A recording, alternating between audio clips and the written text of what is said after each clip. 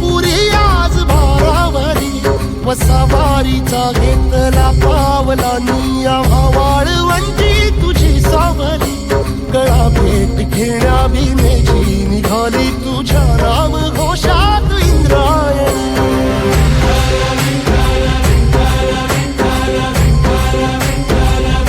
भिडे आसमंती ध्वजा वैष्णवांची उभी पंढरी आज नारावली तुझे नाव ओठी तुझे रूप ध्यानी जीवाला तुझी आस गाला गली